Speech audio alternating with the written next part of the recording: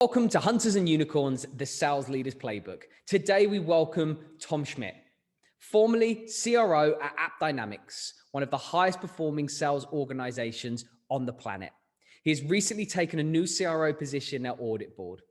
Discover Tom's unique methods of empowering teams and how his selfless mindset has helped his trajectory to the top of the pile. This is his playbook.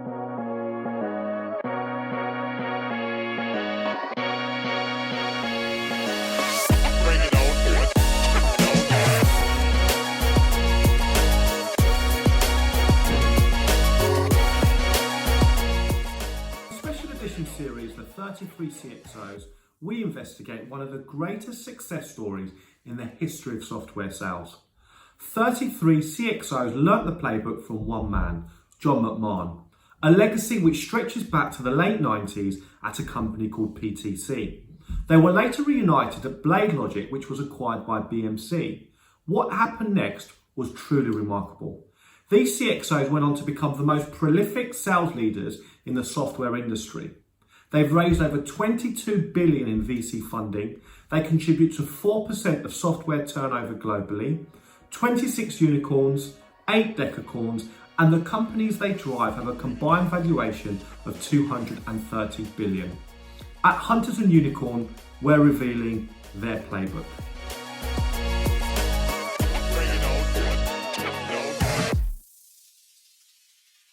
Welcome to Hunters and Unicorns. I'm Simon Kutis and I'm joined by my co-host, Ollie Kune. Hello, everyone. And it's an absolute honor to be joined today by Tom Schmit. Tom, welcome to the show. Good morning, Simon. Good morning, Ollie. It's great to be here. Thanks for coming on the show, Tom. In the way of an introduction, Tom, formerly the CRO at the great success story, which is AppDynamics, currently the CRO at Audit Board. First of all, Tom, a big congratulations. It's obviously a recent move. Tell us a little bit about your role and the mission. Yeah, I think, Simon, number one, I want to make sure that I don't screw it up. That's probably rule number one. You know, I took a look at a bunch of different companies, and Audit Board, we've been, one of the fastest growing companies the last 2 years, really that not that many people know about, kind of doing it in a unique way.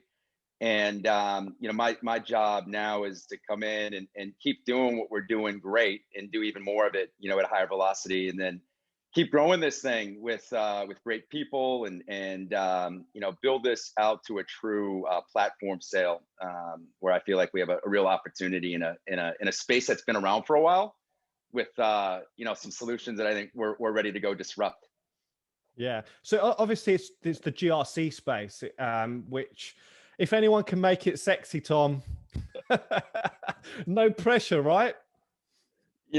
Sexy is it's an interesting word. Everyone has their own definition, and I got to tell you what, it's actually a hot space right now. I'm drinking from the fire hose. I'm just a few weeks in, and what's going on in the world today with risk being so important right in the front of whether it's cybersecurity challenges or even the pandemic, what's driven that, along with making life easier for the users, whether it's auditors or compliance folks or even just folks across risk. To me, that's sexy. Frankly, helping customers, and in a space that is absolutely growing. But we're gonna make it sexy. That's for sure, Simon. Great. Fantastic. Well, I was just going to say we're going to spend quite a lot of time talking about what it is you're actually doing and what you're implementing and how you're bringing about that change, because I'm sure that you've got lots and lots of ideas coming from where you've come from. I suppose what I wanted to do was go right to the beginning, Tom. So just really wanted to understand your entry into software sales. So take us right to the beginning of your journey. Yeah. I don't know if I fell into it or what. I didn't have a clue what I wanted to do, out of school. And, my first job was in industrial sales. For those of you who have seen Tommy Boy, I was essentially Tommy Boy, Chris Farley, driving around for 2 years in a car talking to tier one, automotive suppliers, and it was actually a blast. I had some really good people over there. But two things happened. Oh, by the way, I had a company car. I got to share that. Company car right out of school, a Chevy Venture minivan at 22 years old. It was pretty amazing driving around, and but ultimately what there was two things that were really important to me. One, I wanted to get the heck out of the Midwest for a period of time. In the Midwest in the States, for those of you who know, it's frigid, it's cold. That's where I grew up. That's all I knew. And said, okay, that's one. Number two, tech was starting to get hot. At the time, I had a couple friends in it, and I said, okay, let's do that as well, and see and get into software. I thought that so I had kind of pigeonholed San Diego where I wanted to move. Looked at a bunch of different spots, and like San Diego is like 72 degrees Fahrenheit every single day. That's beautiful. And with a lot of naivety, thought that these companies are going to all want to hire me that are in this high tech, this industrial kid, living in Indiana, and that definitely didn't happen. They said, why don't you come and move out here first, and maybe we'll talk to you. You have zero experience, and that's ultimately what I did. So the first 6-7 weeks were amazing. I did a lot of surfing. I was just trying to figure out what's next. We just talked to a ton of people, leveraged my network.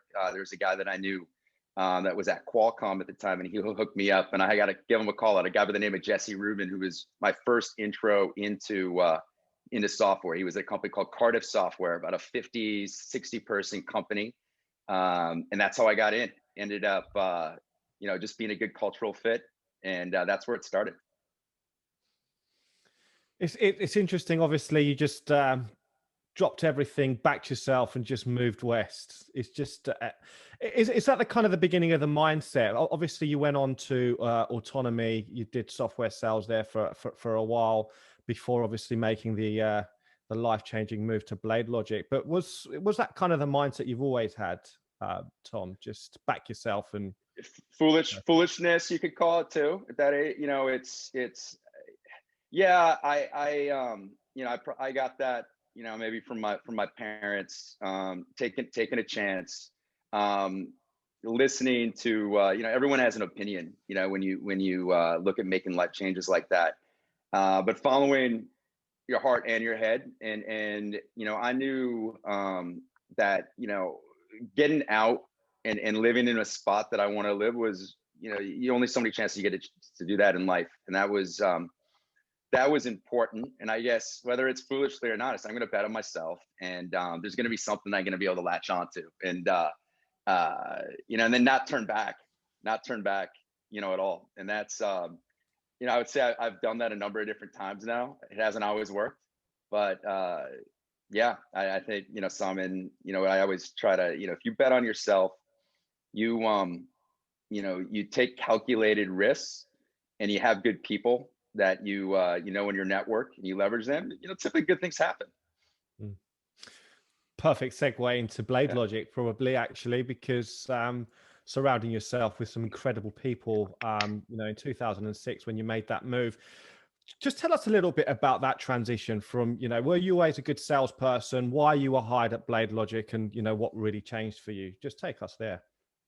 Yeah, so I was I don't know, I was a pretty cocky rep, at the time. I thought I was pretty good, right? And I had some unbelievable mentorships at Cardiff and Verity as well, that kind of taught me the value sale. But I didn't know, hear about the BladeLogic tree. I didn't really know anything, about the PTC background and medic or anything that went into it. And same thing. I reached out to my extended network.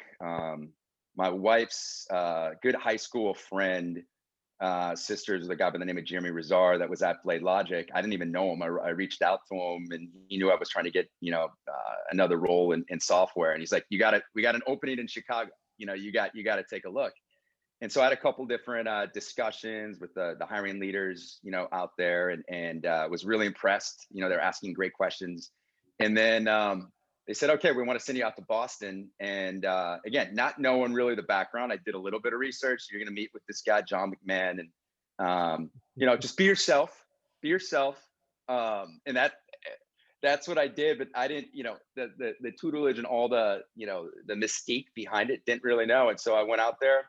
It was about a 2-hour session with John, big whiteboard session. I'll never forget at the end. He said, well, you didn't do anything to screw it up. Yeah, that was pretty much his response. I think I just asked a shitload of questions. That's what it was. Because I really didn't know everything. It's kind of a theme. I'm not going to be the smartest guy in the room. I'm going to ask a lot of questions, and then did a video conference with David Echeria, and no one prepared me for that one. He grilled me pretty good, and we that's how it all kind of began. But I didn't really know what I got into at all until boot camp, where it was about a month later. It was our first week on the job and training. Like, shit, this thing's serious. This is serious. I got to up my game. So were you a high performing salesperson before that? Autonomy? Yeah. So I was at Cardiff, Verity, and then Autonomy, and it was acquiring us. I did well.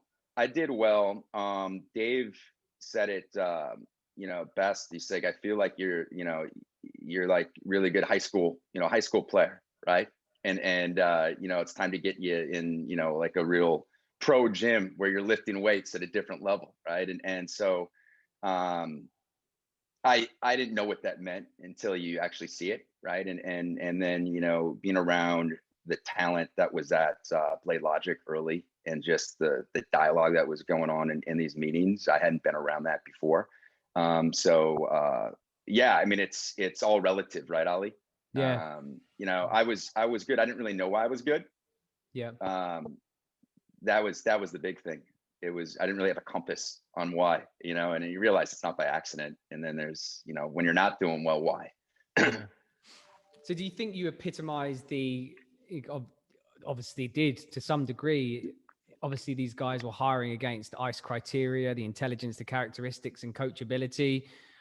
Were those traits that they saw in you at that stage? And could you see how they related those two elements to you? I have no idea. I'm not going to, I don't know. I think maybe the biggest thing, going back to, my interview, man, it was a small little room in the Lexington office, and John was whiteboarding and actually, talking most of the time. I was just really inquisitive because I didn't know the answers. Right. So it probably helped me that I was naive, frankly. I don't know if I would have won the job if I had, that experience and I thought that I was good or great, that inquisition, to me. And now when I think about that's what I interview for as well, without even kind of knowing it, right? Someone who's got all the answers versus someone who's seeking to understand. That was probably it, I'm guessing. That definitely epitomizes the coachability part, right? Somebody that's really looking to find the answers and learn. Well, and then the intelligence, if you're asking, the level of questions that you're asking, and the depth of the questions, it kind of hits both of those. Yeah, for sure. So, but who knows? I don't know why the hell they took a chance on me. Yeah. And how I'm sure we'll find out more. Yeah. I'm sure we'll find out during this interview. Yeah. And how steep a learning curve was it for you? Was it a really different environment to the environments that you have been in the past? So I think, again, I had some really good mentorship early on just, pursuit and value-based selling. Gentlemen, Jeff Siegel, Steve Crapo, early on in my career. And then it was the regimen. I think that kind of took it to the next level on the why, right? The first introduction into truly dissecting business with Medic. I didn't have any exposure, to that, that compass. The amount of time that we spent on the product and me really learning the solution and the value prop and the differentiators was insane. So like, the boot camp, it was 5 days long. This wasn't just about like, how to pick up a phone and call and qualify and close, right? It was deep. Basically the thought process was, Vic at the time and John, you better know your shit, better than your customer, right? But you better know what the 4 key differentiators are, as well against Opsware. We needed to be out there and just, essentially hired guns in terms of knowing the solution. You came out of that, you better know your stuff. And it was continuous. It wasn't just a one-time. A lot of times with sales enablement, it's a one-time event for those 3 to 5 days. And then you kind of go out and about and you become reactive. Every sales meeting that we had, you had to be on your game, and it was going back and forth and just truly mastering your craft, truly being a student. That's what stood out. It was the commitment to that from leadership, and then there was that competition, right? You don't want to look like an idiot when you're in these meetings, in these QBRs, and so that and that was the big thing. So what were you really focusing on when you obviously made that transition across? What were you really kind of thinking about and prioritizing, and what did you most need to work on to adapt to that new environment?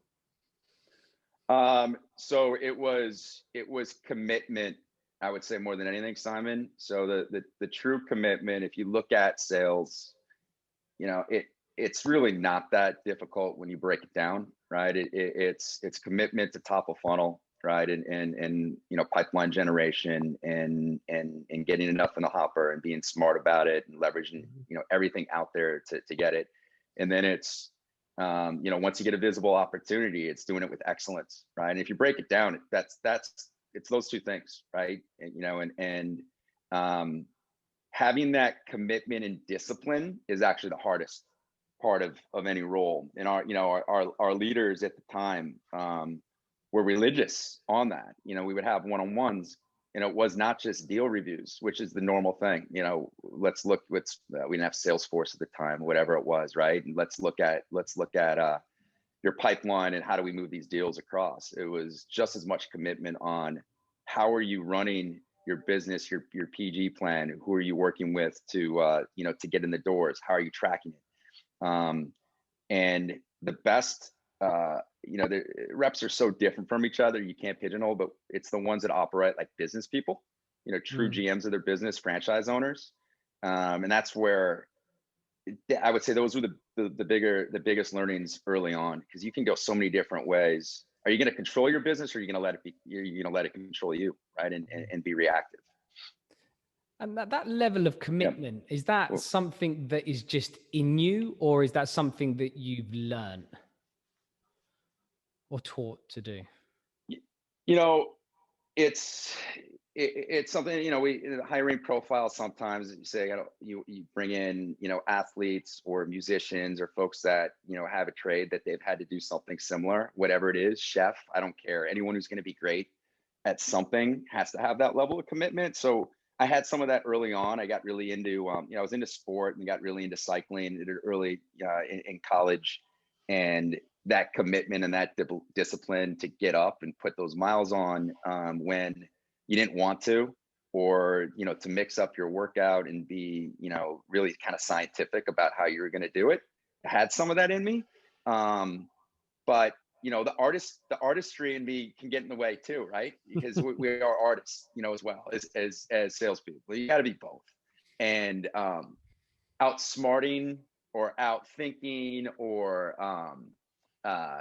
taking shortcuts, like we're gonna all want to do that, right? When it's out there, I don't need to do this, and you can get away with it on a deal. You can get away with it on a specific go-to-market thing.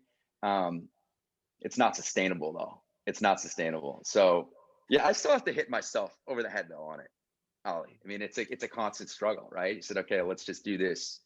Let's just do this fast, or be reactive, or just focus on the urgent, all that stuff. So it's learned as much as it's an innate trait, in my opinion. Did you always see the light at the end of the tunnel? Did you always believe from day one, if I commit to this and I'm part of this and I master this, then I will be successful? Or was it kind of blind faith? Or talk to us a little bit about that. No, I absolutely not. I'd say the first several years, frankly. It was like, I'm following this because I've seen enough people be successful, but then like I was scared shitless not to in some ways. Like I better do this because that's just what you do. Until I saw like a deal end to end where I generated the lead and then ultimately closed it. That process and following it, the light bulb didn't go on, and that was the real deal. That was a year and a half where it was like totally soup to nuts in terms of like everything perfect. I closed a lot of business before that and it was in there, but it wasn't that, you know, step-by-step approach. And I don't think we're as repeatable. You kind of get lucky on it, but when you actually see it and you go through it and you're like, all right, it becomes a rhythm, and you're like, why would I take a shortcut? Because this, you know, I can get away with it, but this is a beautiful thing. That took a couple years. And then, you know, I don't think I really even recognized it until I started leading, until you actually see it now from a different perspective. It's so hard when you're on the front line as an IC, you get emotionally attached. It's a different deal. Yeah, which obviously, you know, your first line management experience, was that BMC the first time that you actually? Yeah, it was about a couple years into BMC after, you know, BMC acquired BladeLogic, and that's how I started. That's how I got into that madness. So that was 2008. You obviously post acquisition, obviously transitioned across, joined as regional sales manager. Just tell us a little bit about that transition from IC to kind of first line. Yeah. It actually was about 2000, I think 2010. So I went from a, you know, kind of a BladeLogic specialist to then you know, kind of selling the entire portfolio still as an IC, and then you know, did well, and then it got to a point where I was spending more and more time helping interview, you know, the leaders, you know, other folks as a peer. I got really involved in the enablement side when we'd have our, you know, our QBRs and our sales enablement. And it was interesting. It was like interviewing people and the whole talent piece. And then the enablement side, I had like this different type of energy that I didn't have even closing business. And you just kind of know, right? And so that's kind of what triggered it. It was motivation. I said, you know, this is it. I want to get into it. What I was, you know, I had mentorship at the time say, don't get into it because that's just the promotional path of what you should do, right? You know, leadership isn't actually for everyone. If you don't have the right passion and the right why behind it, keep doing what you're doing, because it's a hell of a lot easier to be a great rep and you can control your own destiny, make a shitload of money, you know, all that. And so I probably held back a year and a half before I really wanted that. And then, you know, for sure got into it at the right time. And then, I haven't turned back. Did you have to make sacrifices to make that step up? I suppose first line to second line is probably a bigger transition in terms of, you know, those sacrifices for self, because you probably, you know, that there are challenges around that, but what sacrifice did you have to make that transition? Yeah, I think the big thing is, you know, you don't own your own schedule anymore, right? When you're in leadership, it's everyone else. And like having that selfless piece, you know, number one. Number two, you know, I felt like I had become a pretty good rep. You realize how different everyone else is doing their business, right? And if you don't have patience level around it, like forget about it. So those two things, I wouldn't say were a sacrifice because I was ready for it at the time. I had spent enough time and it was relatively natural. But and then the big thing is, you know, I had to find my backfill, you know, as well, right? So that was an interesting process. I think I did pretty well on that one. He's gone on to do pretty well, but that was it. I think frontline leadership for me though was relatively natural.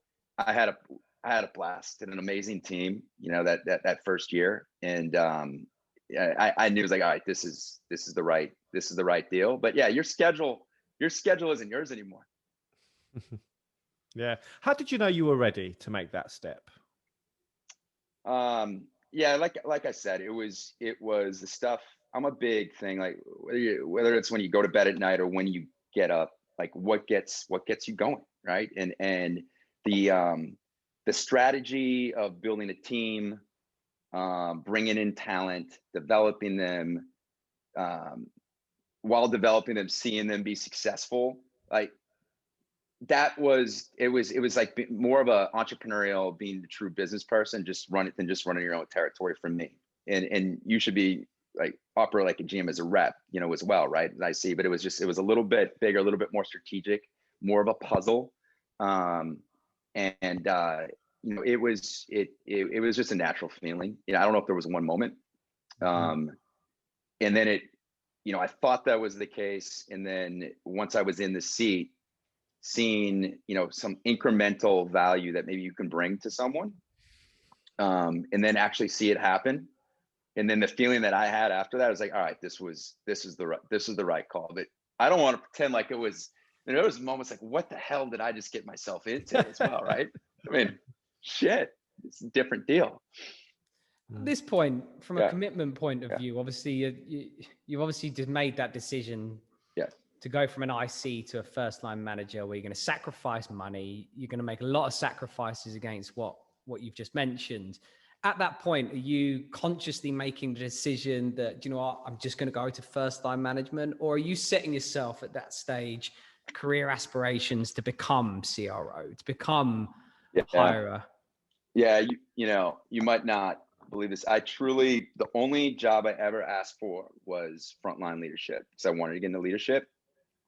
I never thought about, I want to be area director and then regional vice president and then run like that whole deal. We weren't calling it CROs at that point, but like that was so far out there. I didn't know if I, wanted to do that, whether I had the talent to do it. It was this thing, out there. And this is where like the mentorship, and I think just thinking through stuff, just like we say with sales reps, focus on your people as a leader. You focus on developing them. You focus just on that part.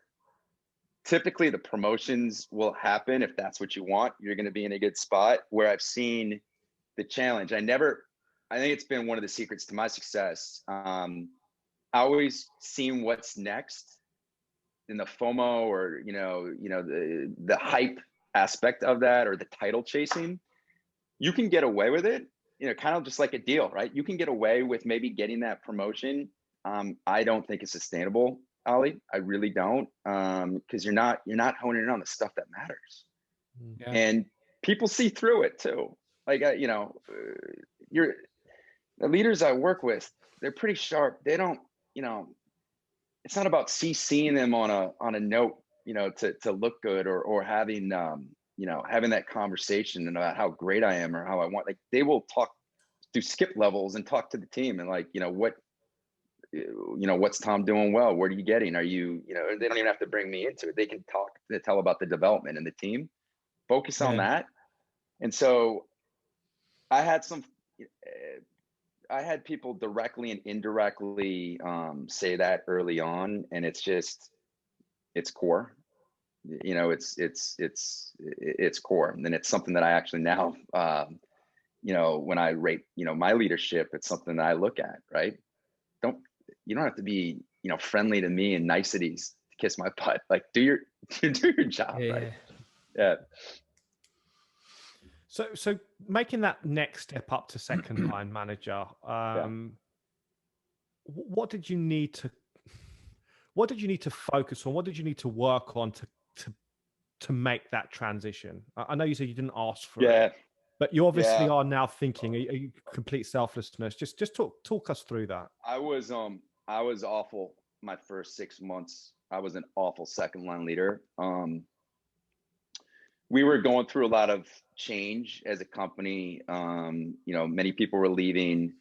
I was only in the first line role for like 11 months. And to now be a leader of my peers. I didn't own it at all. And I lost myself. It kind of, often I wasn't being myself. I was being who I thought I should be, is now an area director. And I almost lost the entire area. I was truly a disaster. And it took some folks on my team who were reps that I used to, be peers with, to basically say, dude, Tom, like, what the hell's going on with you? You got to get your shit together. Like it's visual in my head, like these conversations. And yeah, it was almost like that rock bottom moment. And I was like, going back to what I said earlier, like it was, I was thinking I needed to be a certain persona, and I had to lead a certain way, rather than just, dude, just be Tom, own the conversations, be personable, be humanistic, run the business with expectations, but focusing on the mission, right? Focusing on the mission rather than like whatever this side is. So I wasn't comfortable in the role, and it took, like I said, at least 6 months. I almost lost it. Is that because obviously with the playbook and the big reputations, and you've obviously got John McMahon, a big personality, a big inspiration. Obviously, a lot of people started to, let's use the word, mimic John McMahon's leadership style and really try to replicate that. Do you feel that perhaps you fell into that trap initially and you weren't really your authentic self? Is that something you really needed to work on to break through and find your own leadership style? Yeah, it's a really good question, Simon. I would say, and it wasn't just at that moment, whenever I feel like I've lost my way, I mean, it's happened even after that, as a leader, is when I don't know about mimic, but I was trying to be something rather than just owning the role and realizing I'm in this role for a reason, and be authentic to who I am, who's Tom, versus whoever that great leader was before me, or whoever that great leader who's been doing all the training of leaders. And it's funny that we talk about like the intelligence of hiring great people, whether it's reps or leaders, right? Well, they're intelligent. You can't bullshit them.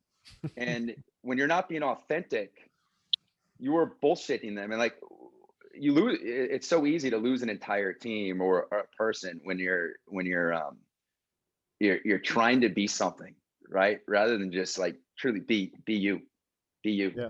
And so like, again, it hit me like this early on, is that, and I think I was pretty natural in that first line role, because I was just me, and I owned it, lost it, owned it. And there were a couple other times where I've lost it, but to go back to that initial piece, whenever that was, 9-10 years ago, you go back to the well, and you're like, be authentic, be real, be vulnerable.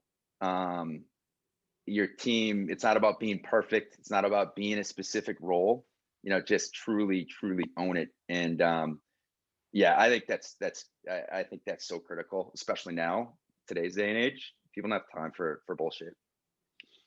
Yeah, totally agree. And it's really interesting. Yeah. I think, focusing on what Simon was saying there, I think, when you have got these individuals that have been so, I suppose, instrumental into, teaching you and mentoring you, it's quite hard not to morph into that individual, thinking, do you know what, this is what I liked about that person. And, this is what I hope that people would like me for. Because I think, it's. Yeah, well, and you've had many of them on the podcast, right? I mean, there's some magnetic personalities that, whether it originated from BladeLogic or, came in, to BMC, that they're doing big things now that I've worked for, and they're amazing. And they run, they not just can control the room, but, they're inspirational, but they're also training, all that stuff. And it's really easy when you're learning from them to say, okay, I want to be like that. Yeah. I want to be like that. And I think the key thing is take the data, take the message and use some of that, but there's only one John McMahon, right? There's only one Dolly. There's only one Jeremy. these folks are their own personalities and persona. I'm not going to get up there and try to, and I've done it a couple times. I'm like, dude, who was that? I'm this guy from Wisconsin, right? You know, where they call us cheeseheads here. Like, I got to have my own way. But until you own that, until I owned it as a leader, it's like always trying to be something. The team sees it; they see through it immediately. It's crazy, and yeah, it's more than just, you know, accepting who you are. It's finding your own style, your own way to inspire and, you know, develop and all that stuff.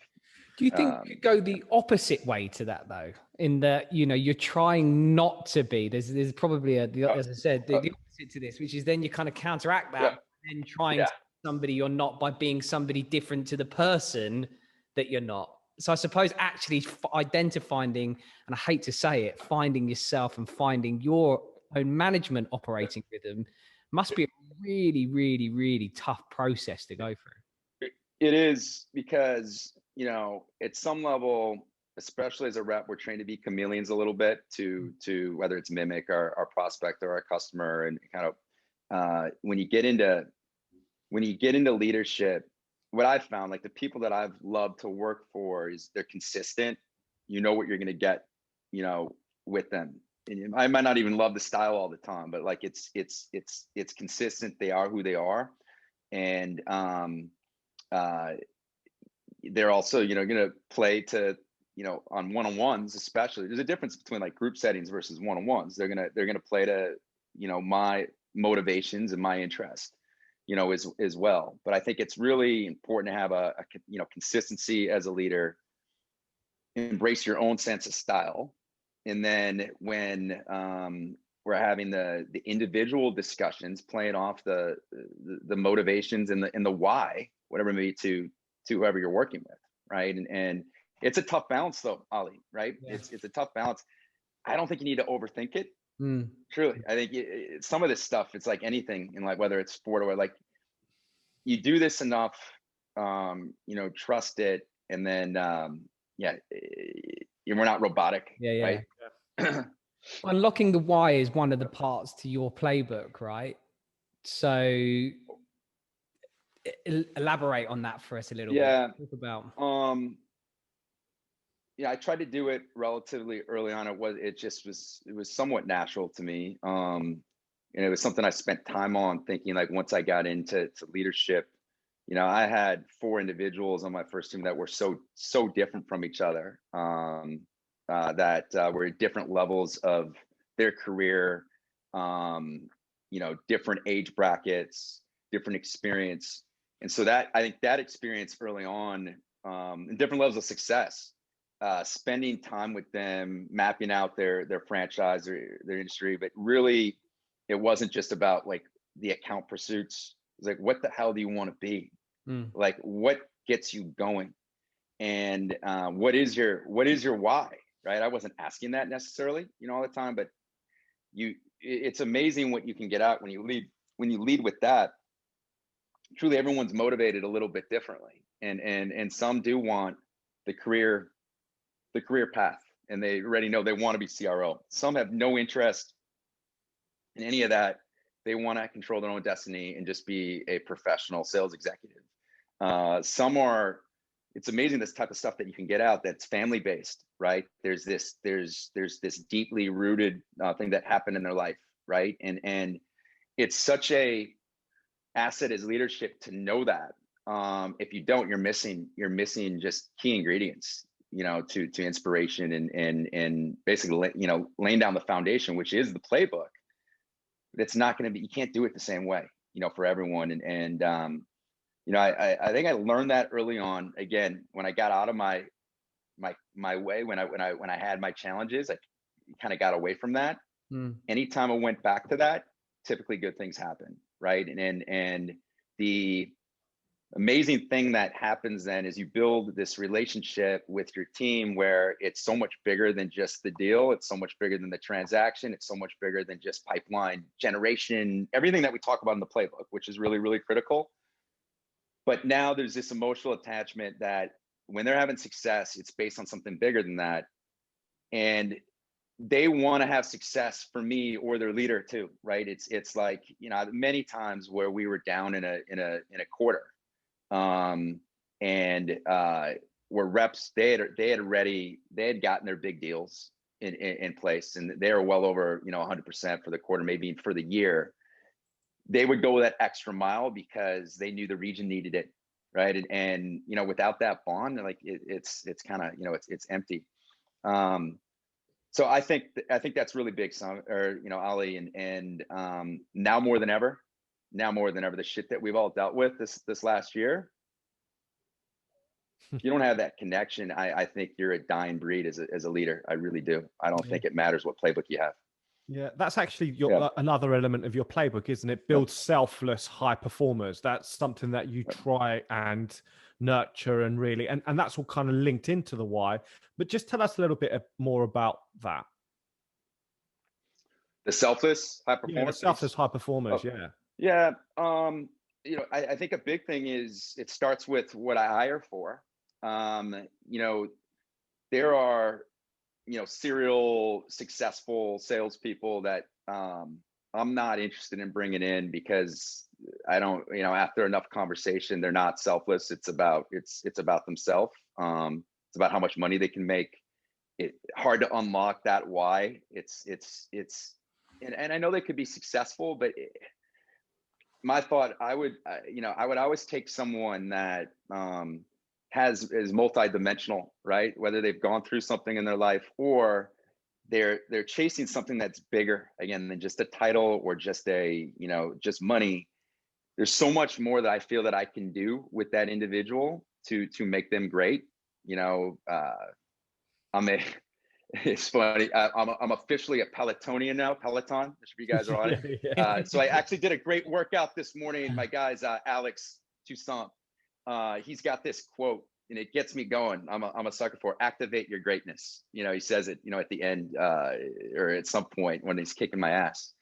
And that's what this is all about. It's truly, how do we activate people's greatness? And they, you know, so many have it inside of them, but it hasn't come out, right? But that's why it's so important to unlock that. And I'm a big believer that whatever someone thinks they have, there's always a little bit more. There's always a little bit more that they can give if you can find whatever that is, right? As a leader. So but it starts with recruiting the right type of people that actually want that. And then it's our job to develop the hell out of them and truly make them great, right? They signed up, they took a chance. Now, what are we going to do to make them great? You focus on those two things and have, you know, the playbook in place. That's how you make something magical. So is that, do you go through, do you get your first, second line and whoever it is that is managing those individuals, do you actually get them to go through that exercise? And do you have a specific exercise in being able to unlock that why? Yeah, you know, it's iterative, Ollie, but you know, one of the things that we spend a lot of time on with leadership is, you dissect the team and you know, you probably, and I think it's been talked about on these podcasts, the whole concept of skill will, right? Where really understanding where people are, right? Do they have the skill in the playbook, but they also still have the will to be great? And then it's a constant. Like things change. Like I said, I've been at times where early on I didn't have the skill, but I was going to do anything, right, to just absolutely annihilate it. And then a year and a half later, there's sometimes something going on, or I had stuff going on in my life where I had the skill and my head wasn't in the game, right? And so, as leaders, we have to be on top of that. We have to be on top of that stuff, and it is going into, you know, the personal aspect of where people are in their life. And that's, to me, it starts with the one-on-ones. The one-on-one cannot just be about deal review, because you miss that whole piece. It hones in on the development. It hones in on the why of that individual and what are we doing to get there, right? And so, yeah, that's a big piece. And it's a transition for many new leaders once they get there to start thinking that way, because they've been really transactional as reps and really good. And then if we bring in folks from the outside, they haven't typically, thought of it that way. It's let's open up Salesforce. Let's go into our commit deals, our upside, let's look at the pipeline. And that's the one-on-one. To me, you can do that. You can do that over email. Like there's gonna be times where, you do the deal reviews, and obviously we're gonna be looking at leading indicators in the pipeline, but the development piece, that's critical, right? And that's how you unlock that greatness.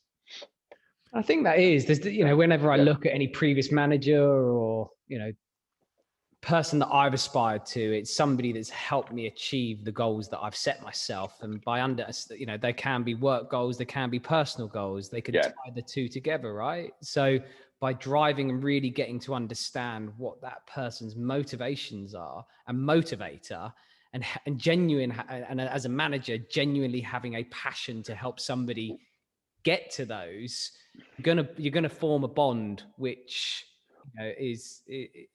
is going to only bring positivity and closeness. You do. And then the beauty is, because this doesn't mean we're still not going through all the things that matter to run your business, right?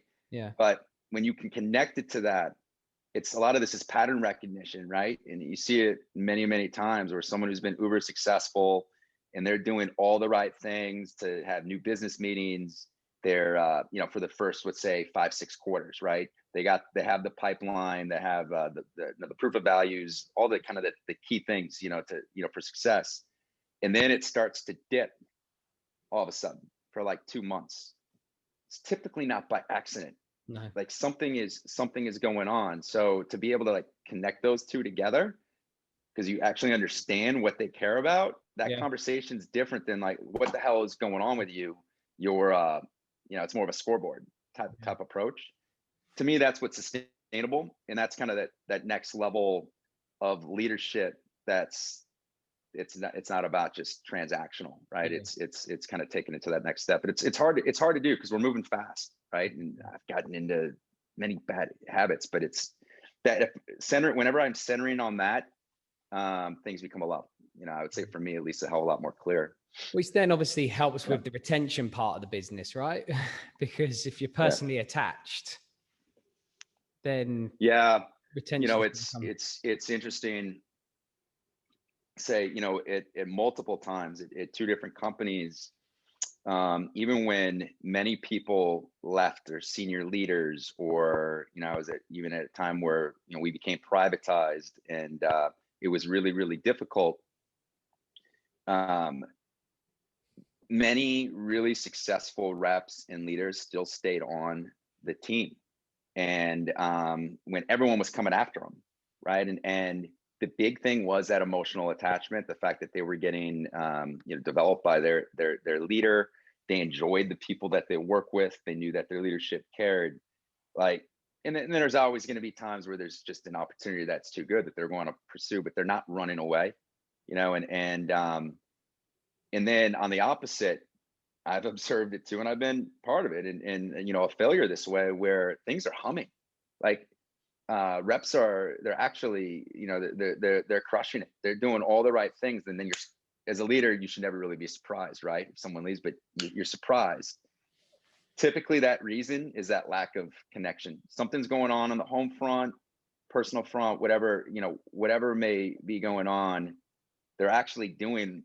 The book of business looks good, but something's off, and that to me is those are the tough ones, right? These are like that's a miss because we were moving so fast. Yeah. And do you think that's a big part of BMC, that point of BladeLogic? Obviously, the acquisition of BladeLogic by BMC wasn't necessarily the most desired job in the world to work for BMC at that time, but do you think that people stayed on because of that reason? Because I think for a period of time it was pretty cool, and I was still so new and young in my career, and I didn't really know what to make of it, right? I went to BladeLogic because it was smaller, it was high growth, it was entrepreneurial, and then at the time BMC seemed massive, right? $2 billion company and 6,000 employees. What was really cool there though was it wasn't just the BladeLogic folks that stuck around. It was seeing the cultures merge together, right? The folk and I think that's another just thing that I'm conscientious of. There was a time where it was the BladeLogic crew at BMC, right? And you know, the BladeLogic posse, and I was part of it, right? But at some point realized, like, listen, there's some really good talent at BMC. Is when like that bullshit was kind of over and we were like just working together as a team to, you know, beat up on the competition. And there were again, the inquisitive reps at BMC who wanted to be developed kind of a different way. They embraced it. And then frankly, I think a lot of us at BladeLogic, we were selling still kind of a point, you know, tool at the time. We learned too, you know, the power of account management and positioning more of a platform. You know, we were learning from each other. It was continuous learning from both sides, bi-directional, not just one, you know, to the other. And that was, yeah, there was a period of 3-4 years there that it was pretty special, you know, the culture itself. A lot of fun people, that's for sure. So after, December 2013, you were finally called up by, well, I imagine it would have been Dali at the time, Yes. AppD, to join as general manager for Central US and Canada. So after some very successful years at BMC, obviously transitioned to first line, second line manager, the call came. Why did you decide to go and join AppD at that time? Yeah, it wasn't that fancy of a title. You know, I probably put that in LinkedIn, Simon. I was a glorified kind of rep to start off at AppDynamics. No, so that was funny. I knew probably, you know, that summer before that I wanted to go back and disrupt again. You know, and that's just kind of that's my fire, right? You know, build and disrupt. Things were at a relatively good spot at BMC, and I did look at several different companies, and yeah, and I didn't know exactly what you know, I didn't know what to know in terms of the job pursuit, but I knew many people that were there. They were all very, very talented.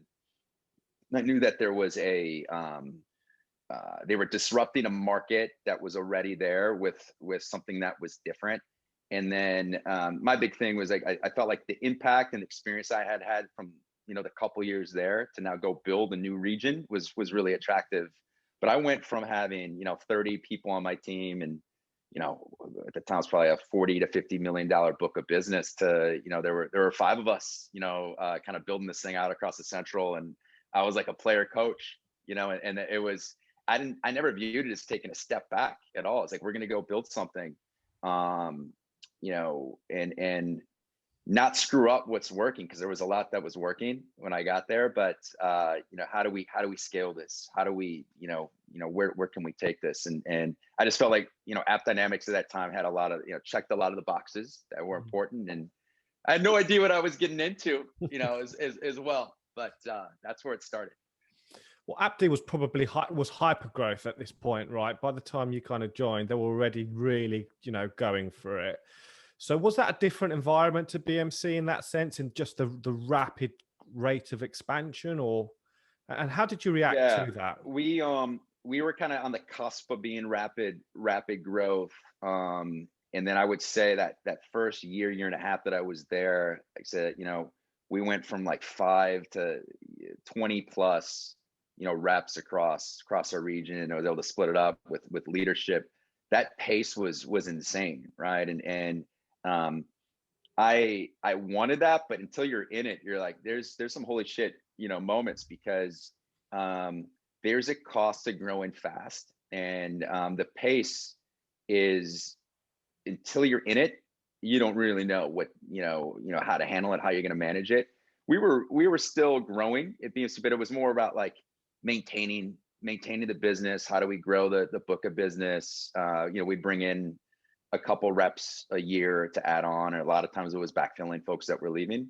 This was now like every month, making sure that we were you know, growing the book business with capacity, right? And but being smart about it. How do we be smart about that, as well? Because you can bring in bodies, it's going to cost you in the long run if it's not the right, the right people. So, but balancing that while, we had some amazing, reps on the team, going into battle and still in selling. It was much more hands-on, while we were building this out. Blast. Those first couple of years were, truly, I have some of the most amazing memories in my career. Sure. And how do you balance your time between recruitment and sales? And how tricky is it? Yeah, it's really tricky, really tricky. We spent a lot of time, and it's been on a couple of your podcasts, like the concept of like a PG Monday and really having dedicated time when you're a rep, rather than just chasing deals, that you're focusing on your pipeline, right? And you're doing it every day, definitely one day a week. With recruiting, you have to follow the same mindset, or else you're gonna be dead, right? And that dedicated time, number one. But then what I got to a point, because I was traveling a bunch, any region that I was going into for a deal, wrapping in as a recruiting trip as well. So it was mixing, but that takes a lot of prep. It's not like people are just showing up at the airplane, wanting to talk to me, right? You have to set that up and do a lot of this and own it on your own. You had some great recruiters early on as well, but I had to make that as critical as any deal.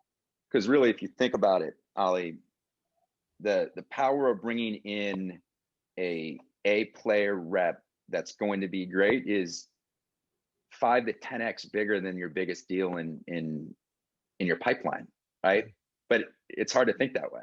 Mm-hmm. We did a pretty decent job of it, but it was for sure a balance. And we had plenty of people on us to say, you're behind in hiring, you got to get rolling. But that was also, you got to be careful with that too, because if you're not qualifying right, and you're just, like I said earlier, we're not bringing in the right talent, the cost of not bringing in the right talent, you're crushed. Now you never make it up, because now you're spending all this time trying to develop them. And if they're only going to go so far, you're starting over.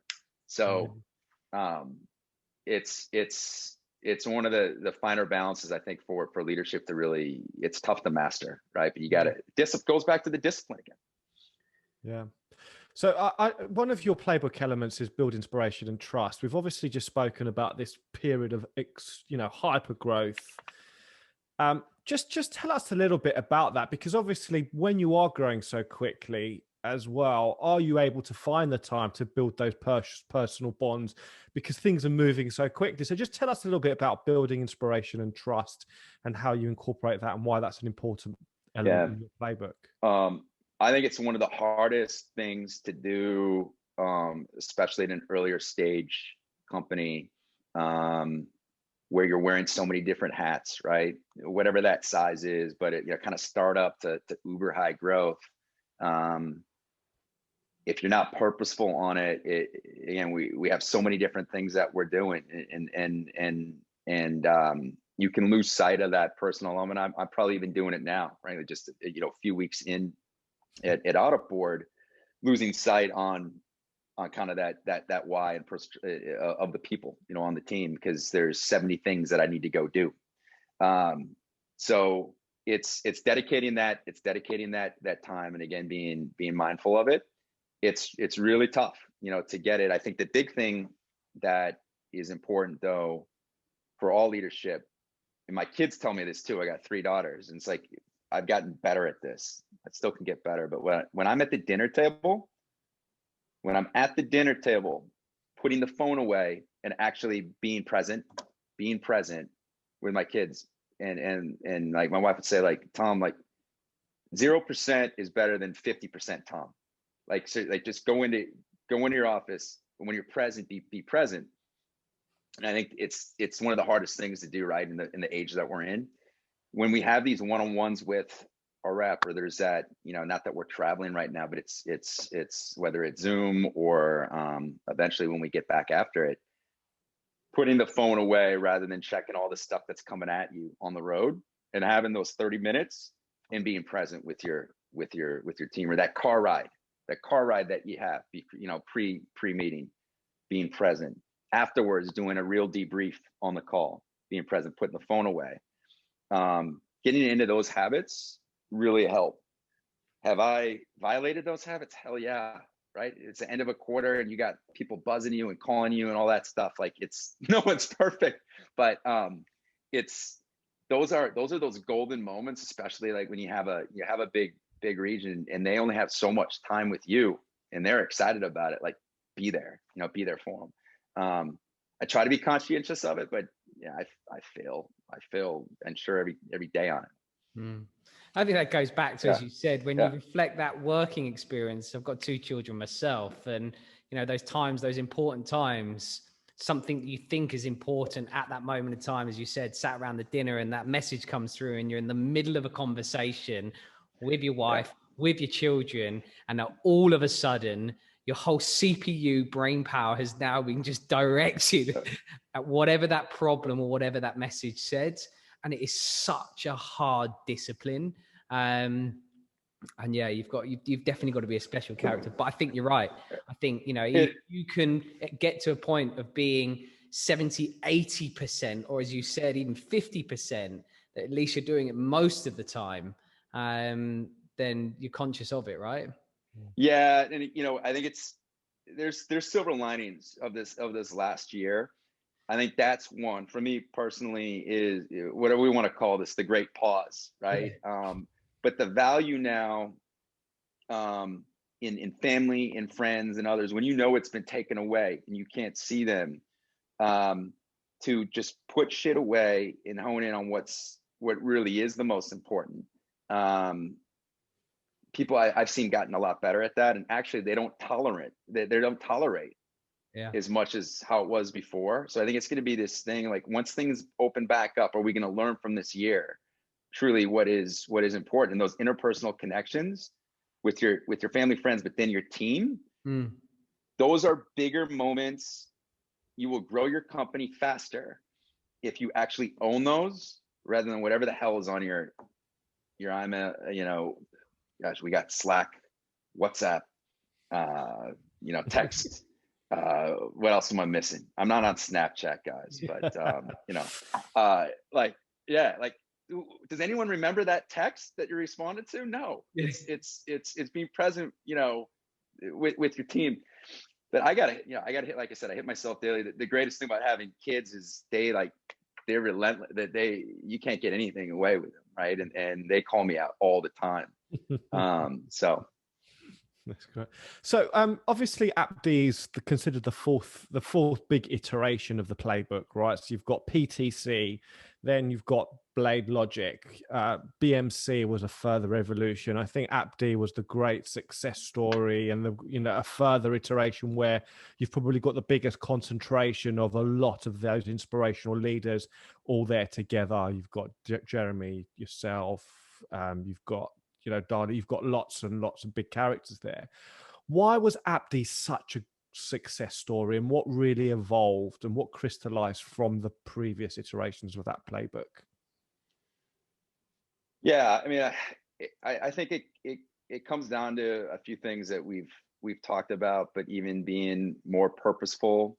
And, you know, when it's the 4th generation or the 3rd generation, I think we learn from the things that were great and do more of it, right? And double down on those. And then stuff that maybe we struggled with the playbook, how do we continually refine it? And that was commitment at the very beginning. You know, we built out a first class, you know, recruiting mechanism on the talent that, you know, we were going to go after, learned some mistakes early on, and made those tweaks, especially kind of looking at, it's not just about high growth. How are we going to scale this thing to truly be a great company? And so the folks that maybe you hire at you know, 30, 40 million aren't the right at 150 to 200 as well. So being mindful of that earlier than maybe at other previous companies. The development piece, I mean, I think we just took it to even a different level, spending just a ton of money and infrastructure on our enablement, you know, organization.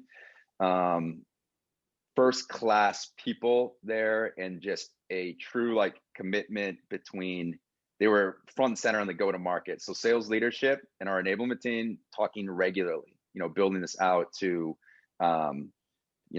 increase productivity, lower the ramp time, increase ASP.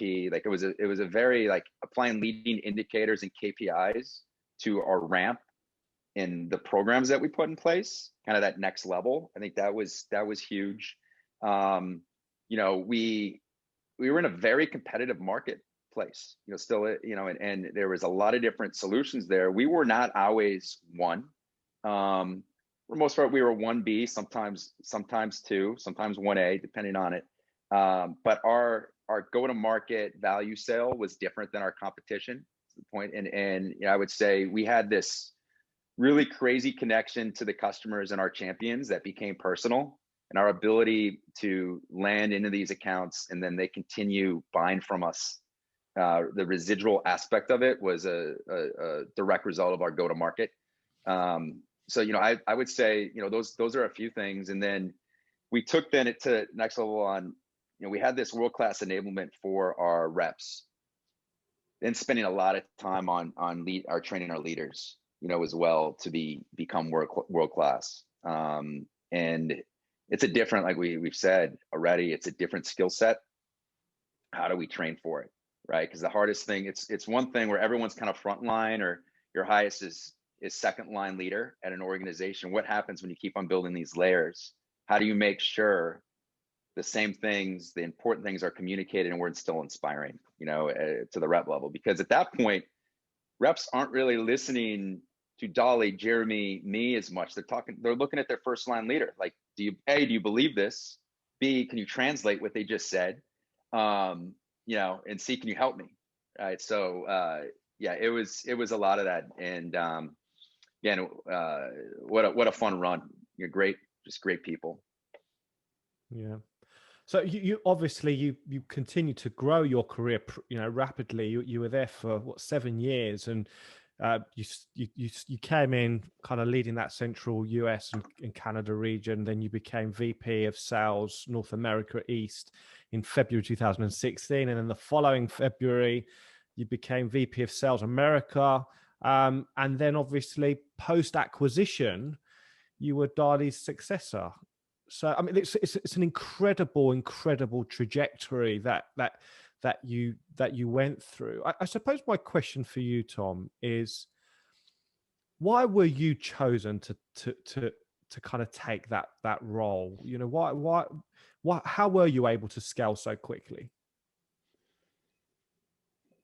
Simon, it's some of it is you're sometimes the last man standing too, right? I can't believe that for a minute, Tom. There was so much talent. If there was a humble answer to say that, I was the last one. It was truly. I touched on this a little bit. It was almost because I didn't actually go for it or ask for it, and I just focused on the team, and you focused on the playbook, and just, I have a big saying, are you going to manage up, or are you going to lead down? I've tried my career to lead down and not worry so much about what's going on and play the political game. I actually suck at the political game. You can ask many people. I could probably get better at that. So I think that was a core like theme. I got lucky on some of the people I brought in, too, who made me look really, really good. From when I first, took on the central region, just made some really strong hires that just became game changers, and completely changed the trajectory of specific regions, right? Where, and then, our numbers and our growth and the productivity per head, like all the numbers look really, really good. And what that probably boiled down to was the commitment to the recruit and the development of the team, rather than just chasing deals, chasing business, right? Because if you do that, we had so much talent at the rep level and the front and second line leadership that this engine was just humming. right? And then, you know, spent a lot of time on retention, which is a function of development, right? Having a team that was consistent versus high, crazy amounts of turnover quarter after quarter after quarter. There are many folks that were probably better deal people than I was. Maybe they could master the leading indicators better. You know, I know enough across, you know, all those different components, but I think it's just that focus. Again, great people, make sure that they're developed, keep retention really, really sound, good things happen. And then, yeah, part of it truly is, though. I said it off the cuff, but you stay focused and you stay in the game, opportunities happen. And sometimes that happen when people leave too. And they have, you know, the question then that the hiring executive makes is, do you want to promote from within, bring someone from the outside? You know, who do we look at? And you know, I think I checked the boxes on, you know, on the culture side. Is he gonna not just stabilize, but still help to grow the business, bring in great people? But who knows? Yeah. That's my guess. Yeah. Did you feel at that stage that was quite a big pressure? Because obviously Dali had come in, you know, not single-handedly, but at the same time, you know, he had obviously created a very big reputation for himself at that stage. Did you feel a lot of pressure on you at that stage? No, not necessarily pressure. I think I had to, you know, we were a different company at that point than we were even a year or two before. So I think the bigger question wasn't, hey, how do I do what Dali and team were doing? It's the adjustment for where we need to be moving forward in that puzzle. Do we need to tweak the hiring profile? Do we need to look at some different go-to-markets that we weren't doing before? Going back to the why, right? Because the sales force was re-evolving, because we did have folks that were going to go build again. The why of the team different than 2-3 years ago of kind of those, you know, pre-IPO, you know, builders, and make some tweaks and adjustments there.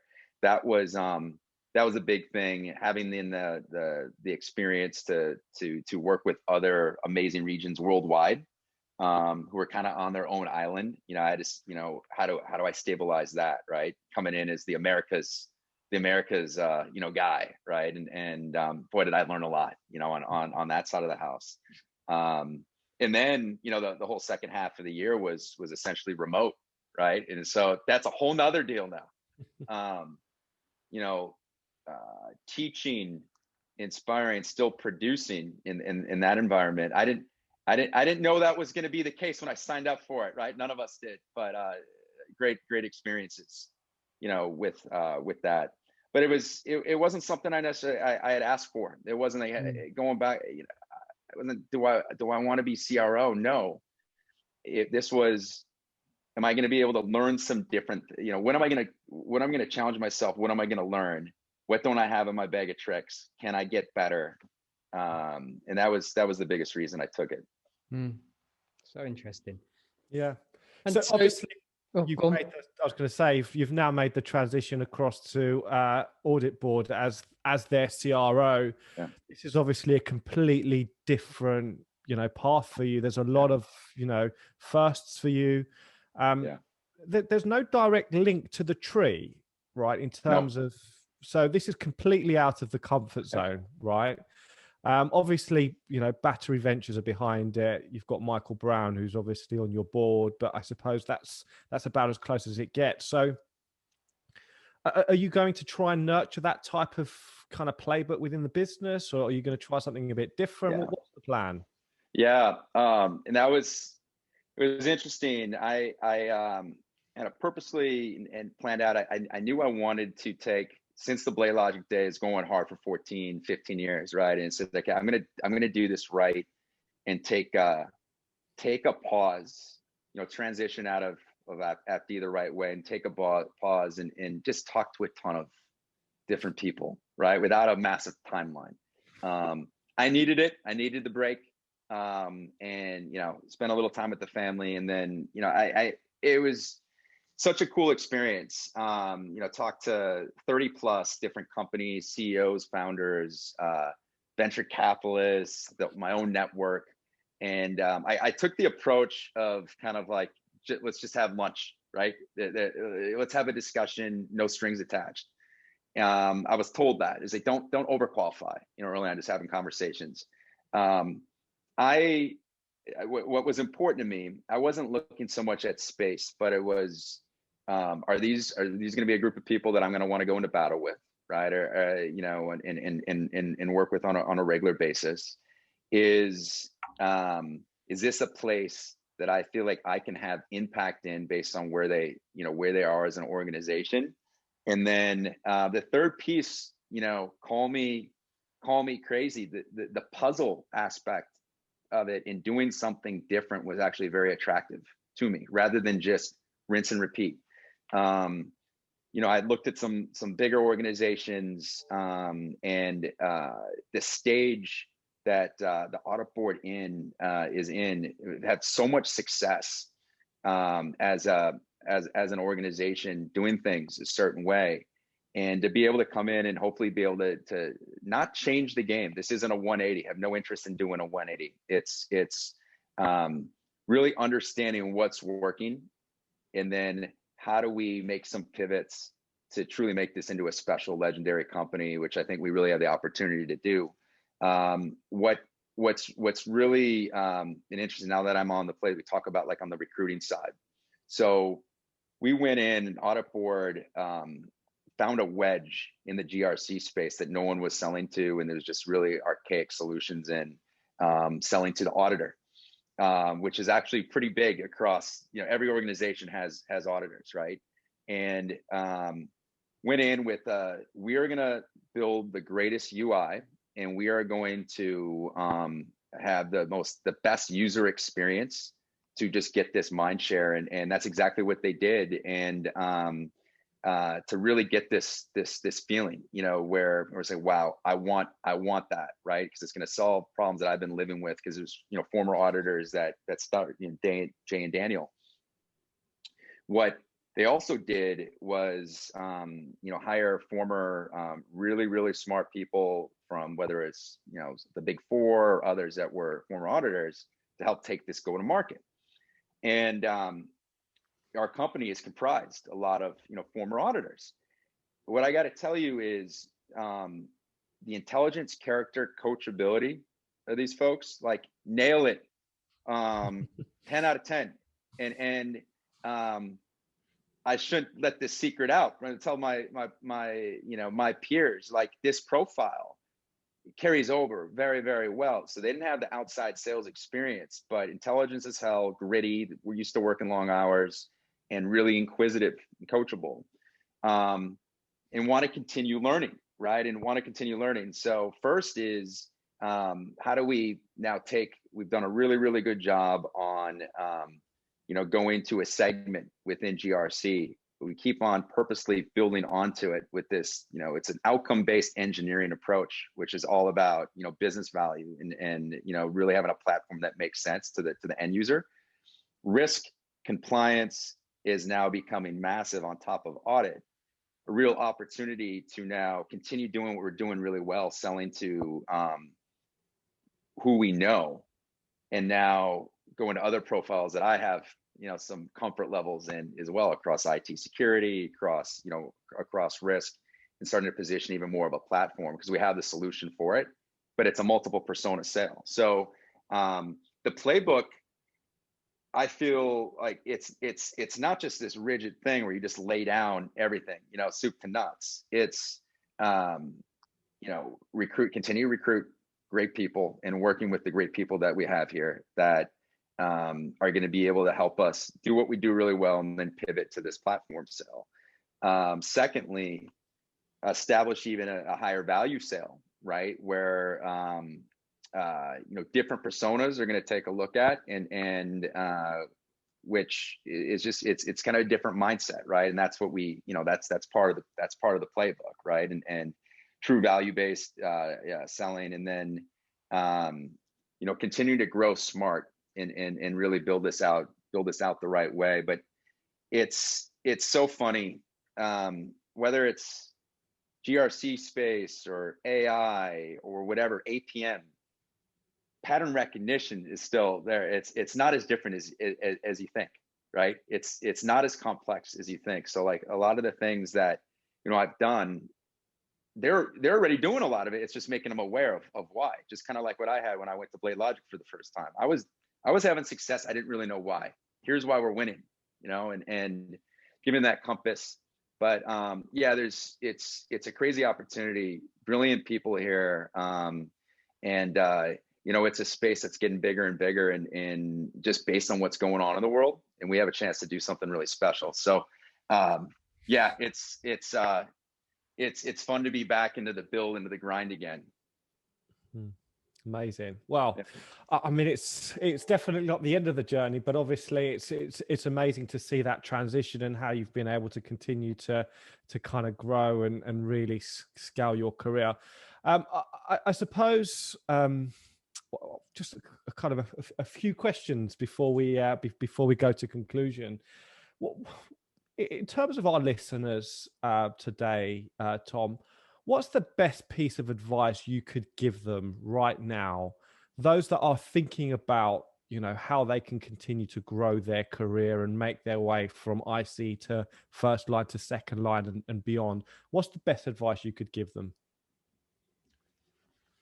Follow your passion would be number one, versus following whatever book you're reading or what someone's telling you to do. And it's okay if leadership actually isn't the path for you. Like, so if you're going to be great in this gig, you better be cut out for it. You better be passionate for it. And there's a lot to unpack. You know, what does passion really mean? But I knew once I got into it, and despite, like I said, some of the challenges I had, you know, early on, this leadership was where I wanted to go. I've seen many people kind of forced into it because they were top producers, or they were still kind of chasing the W-2 and the money. So I think the big thing is follow your passion, and then the timing of when you get into it is very critical, you know, as well. Are you ready? Are you truly ready to make that leap and be more selfless? So if you do that, you're in a really good starting point, and then it's a lot of the playbook that we've discussed, right? You hone in, you simplify, recruit great talent, right? Be religious on that, develop the hell out of them, and then, you know, put the playbook in place, and the revenue's gonna follow. Yeah, great. So the final question we always ask on the show is, does the hunter make the unicorn? So what's your thoughts on that, Tom? The hunter in the go-to-market and the sales strategy can. And I've been there where we have. I don't think that's enough anymore. And I'm a big believer, and this is something I really vetted out before I chose Autoboard. This outcome-based approach, the playbook that we have across sales, the engineering, and the product is evolving now to have more similarities than you would even imagine. And it's something that really got me excited about where I'm at. And I think there's other companies there too, where their recruiting methodology across engineering, how they're going to market in terms of architecting their solution and how they're growing it, how we're winning, having that tied at the hip is critical. There isn't time for bad product anymore, or not lost leader, you know, just second or third place.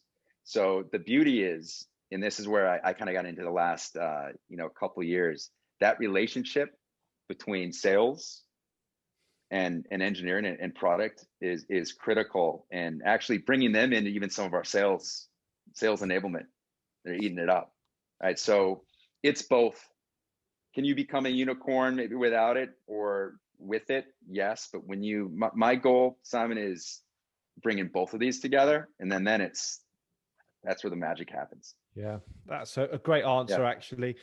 You know, interviewing the likes of Sahir and some of the other guys who are now in product management, who are changing the product side of companies like MongoDB, and seeing how the playbook is transitioning into this playbook is absolutely remarkable and profound. So that's a really, really great answer, which I think resonates so true. Good.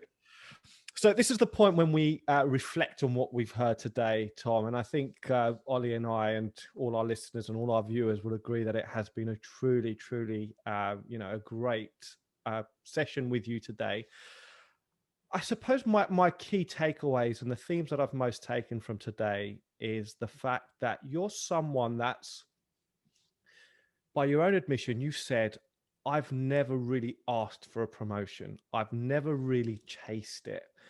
But I think what you have done, Tom, and what has enabled you to grow in the way that you have, is that you've always focused on the thing which is the most important, and that is the selflessness built on those interpersonal connections. And by really activating greatness within people, by really understanding their why, really understanding their drivers, their motivations, to a certain extent, almost breaking past some of the personal, not the personal professional barriers, but really pushing that barrier to the point where you are really able to understand what's going on in that person and get the very best out of them, tapping into their why, getting their buy-in, creating those selfless individuals by really creating that connection. I think it's created that opportunity, that vacuum for you to be sucked up right to the very top. And I think it's no surprise that you've obviously reached so much personally by actually focusing on others. So on that note, I just want to say a really, really big thank you for taking the time to speak with us. It's an absolute honor, a real privilege, you know, so great to speak with you today. Thank you so much for taking part on the show. Simon, this was great. Ollie, fantastic. Really nice experience being on with you. Two famous people now. Far from that, far from that. But no, Tom, it's been truly inspirational. And you know, as business owners ourselves, we take so much away from this. And I've got a list of things here and notes that I found so profound myself. So I hope that the listeners, you know, really took so much away from this or at least as much as we did. So thank you so much for sparing the time to talk to us today, Tom. Well, keep doing what you're doing. Seriously, it's been inspirational just to understand your story and how you built this thing out these last, 6, 9, 12 months. It's changing a lot of people's, I don't know if I'd say their lives, but they're certainly enjoying your podcast. So thank you for having me. Absolute pleasure, Tom. Thank you so much. So to our viewers and to our listeners, we hope you've enjoyed today's session. There's lots and lots of content available on our website, so please do check out somuchsoap.com/blog. Please remember to subscribe, like, share, comment, and the rest of it. And we look forward to welcoming you to another show very soon. Thank you so much. Thanks, everyone.